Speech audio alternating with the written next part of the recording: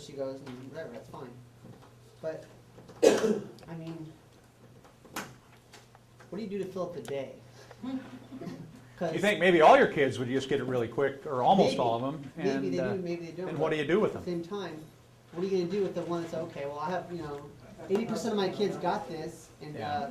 a lot of them don't, but okay, what are the, not all 80 can do scaffolding. Right. Which I use, but. And here again, the way we've organized school is really easy for us, because we give them enough busy work to keep them busy and out of our hair. So what do you do with them if they're not doing all that You don't stuff? want to just throw the Okay. time out of them. Good question. What if you were to say to that student, I noticed that the last week or so you just are getting this math stuff like that. I mean, you just really got it. And maybe there's 3 of her friends that are doing the same. So you got 4 now that are just clicking it away, and in 5 minutes they know the concept and they're ready to go on. So what do you do with all those kids? Well, you're helping the ones that aren't getting it. So you give them an option. You say, can you be teacher's aide now in math? And once you've got it and can show me you got it, come and help me teach. If they say, no, I don't want to do that, then you say, well, would there be some other projects in math that maybe you'd like to do on your own? No. Maybe there's a simulation or something we could do. Well, what is it you'd like to do during the rest of the period? What can I do? Can I go play on the computer? Well, what would you want to play on the computer? Would it be kind of a math application of some kind? Minesweeper. Minesweeper. Okay, well, we've Solitaire. set up the day here for kind of work for school, and I want to maximize the day for you. When you come to school every morning, I want you to say, how much can I learn today? Now, do you feel like you have a pretty good grasp on Minesweeper? Oh, yeah. You got that down pretty well. Okay. I guess a suggestion that I would make, that maybe there'd be something else in math, or even maybe some kind of a science project or something like that you might be interested in doing. Nice. Do you think that would be more productive as far as learning and really getting ready for life than Minesweeper for the next 35 minutes? Yeah. Which one? Yeah, I think that doing the project would Okay. Well, do you think you could maybe, why don't you try, what if you tried getting on the computer and seeing if you can find a program or a project that would be on someplace on the computer that you could do? Would that be something that would be fun for you to do the rest of the You want period? me to research on that? Yeah, yeah. I mean, get on Google and see if you could find a project that you could do here in school on the days when you're done early. Okay. Okay. Again, I think we have to be creative. We're going to have to get creative if we go away from straight rows 1 through 33 odd. We're going to have to be ready with something, with some suggestion for the kid who can't come up with one. You might even say, why don't you go home and, share with your parents that, hey, this school thing is just a snap in math for you, and you're done. You've got everything mastered in the first 10 minutes of class. Talk to your parents about, would there be something maybe that they could find if they would like you to enrich yourself with here at school? If and on the days that you don't feel like doing that, I'd sure love it if you'd help me teach. I happen to believe that, do you know that 95% of what you teach you retain? And this is important stuff. And I'd like you to help me teach so that you'd have 95%. Not only the 10% you heard from me and the 35% you got by doing something, but I'd like you to have the 95% for teaching. That's awesome. Sometimes they come up with different ways for the way you're doing it. Yeah, and I think we've got to be open to that. Yeah. If some kid says, I think I can do this assignment over here and meet the same requirement as here, we've got to be able, we'll give it a try. If it doesn't work, we can always come back to this one.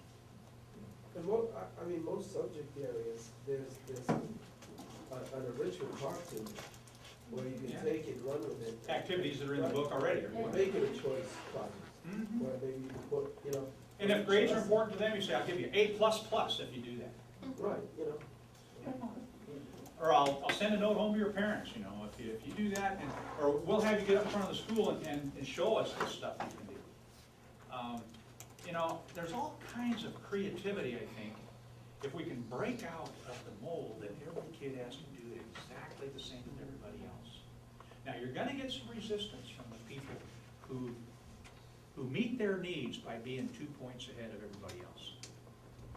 The idea that one kid doesn't have to do 1 through 33 odd and a couple of others do is going to be a problem for some people. And you're going to have to explain that to those people. I'm more interested in competence than in points and grades. A question I A have. couple comments we'll do here and then over here. I saw a first grader, one of the weakest readers in last year. But he was extremely good at math. And the teacher had him with the same 1 to 33. I was in the class that particular day. And I told her he has totally mastered this concept, obviously. Why not let him develop a problem and let him go to the board and have the class work done? It was I have a little card he made and gave to me. It was one of the happiest moments of the time. Okay. You know, just that he couldn't read, and the others knew that he was not the best reader. He was at the bottom of the class for reading. But for math, he was, and that was the first time he was getting a chance. He went to the board and he created a problem, a word problem that blew my mind, actually. All right. That's one option. The other option is if you've got a kid that can ace math and is having trouble reading, then you may want to say to that kid, hey, you've got this math down pat. The rest of the math period, why don't you, here are a couple of books that I think you'd really like because I know what you really like. And I went to the library and I found a couple of books that I think you'd really like to read. And you can read the rest of it. And if it's something that he likes and that is at his grade level, then he's likely to be successful doing that and will improve that other skill that he's deficient in right now, while the rest of the kids are doing math. And your comment, and then we're out of time. My comment was on the rate of learning. Okay. And that's what they're always struggling with, is that people usually get it, but they get it at different rates, different speeds. And the idea of choice, some people will be farther down than others. And I'm more worried with the ones that are farther down. Me too. Than the ones that are way up, and I'm trying to say to myself, okay, with the choice, how can competency, you can get competency, but you might not get it at the level of, a student be able to get through an IELTS test, or through a proficiency test, or anything at a decent rate. That's my only struggle. Okay. Let me respond to that a little bit. I really believe deep down in my heart that every kid that comes into our school who is not organically brain dysfunctional, doesn't have a diagnosed organic problem with their brain. I'm talking ADHD, I'm talking ADD, I'm talking all those kids. I don't believe there's a kid that comes to us that can't meet a 10th grade competency level in K through 12. I just don't believe there is one. Now, they're not making it in the traditional approach. So what do those kids that aren't making it need? They need either more of our time. I even believe that all those kids could make it in 12 years. I believe that there's not a kid who comes to us that does not have an organic brain dysfunction that can't make it to the 10th grade level of all the classes we offer in 12 years. Alternative schools prove that over and over again. That kids who aren't successful in the routine classroom can do it if they get into a different environment. So the answer is we've got to spend more time with those kids. I think they can do it in the 12 years if we give them the time they need. The problem with a lot of teachers is we spend time with A and B students because they're the ones we like. They're going our way. They're the fun ones to be around. And the ones that are struggling, yeah, we'll help them some, but not what they need. And so I think if we shifted those resources from the ones that could be successful whether we're there or not, if we just threw all the textbooks into the room, the A and B students would do just fine without us. They'd figure out what assignments to do and they'd figure out stuff to do. But if we focused on the ones that aren't getting it,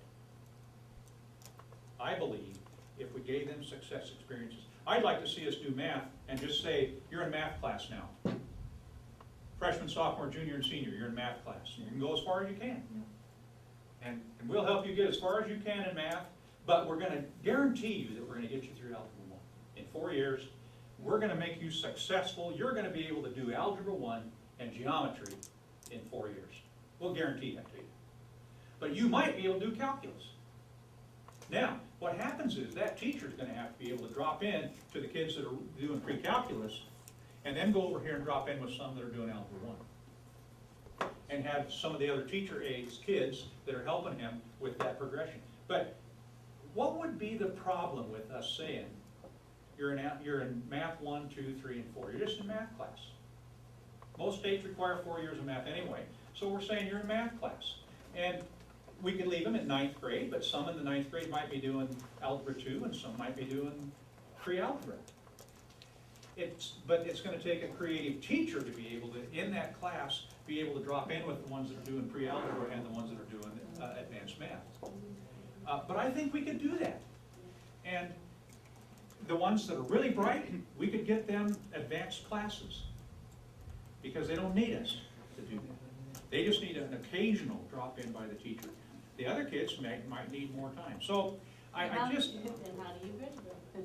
and I'm encouraging you to innovate that way.